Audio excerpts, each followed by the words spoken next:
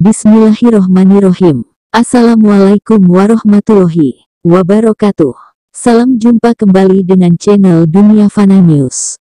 Sebagai sesama negara Muslim, Indonesia dan Malaysia mempunyai perkembangan ekonomi syariah yang berbeda. Menurut Menteri Badan Usaha Milik Negara (BUMN) Erick Thohir menyebut Indonesia terlambat dalam penerapan dan pengembangan ekonomi keuangan syariah. Hal itu jika dibandingkan dengan negara-negara Muslim lainnya seperti dilansir dari Yahoo Berita yang dikutip dari fifa.co.id. Erick yang juga Ketua Masyarakat Ekonomi Syariah itu mengatakan, jika dibandingkan Malaysia, pengembangan ekonomi dan keuangan syariah Indonesia cukup jauh tertinggal. Indonesia baru memulai sistem ekonomi syariah pada tahun 1991 dengan pendirian bank syariah pertama yaitu Bank Muamalat.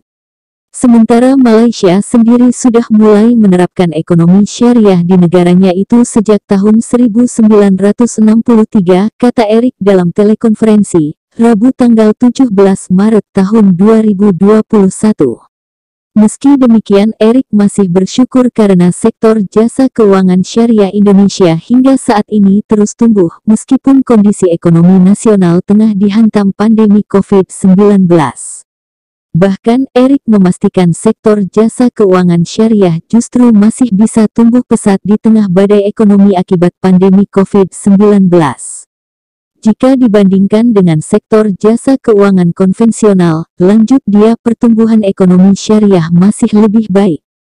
Pertumbuhan aset perbankan syariah di tahun 2020 meningkat sebesar 10,9%, sementara perbankan konvensional hanya sebesar 7,7%, kata Erick.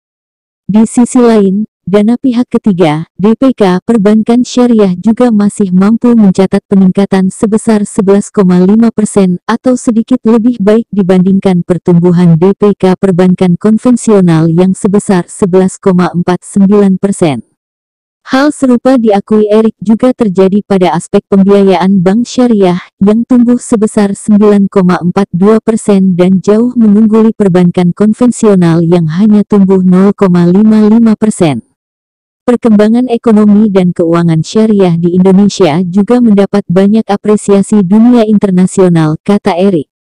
Kedepannya pemerintah akan terus mendukung pengembangan ekonomi dan keuangan syariah, misalnya seperti realisasi peresmian Bank Syariah Indonesia, BSI, yang merupakan hasil merger 3 bank syariah BUMN pada Februari lalu, ujarnya. Demikian info dari channel Dunia Fana News. Terima kasih atas perhatian Anda. Wassalamualaikum warahmatullahi wabarakatuh.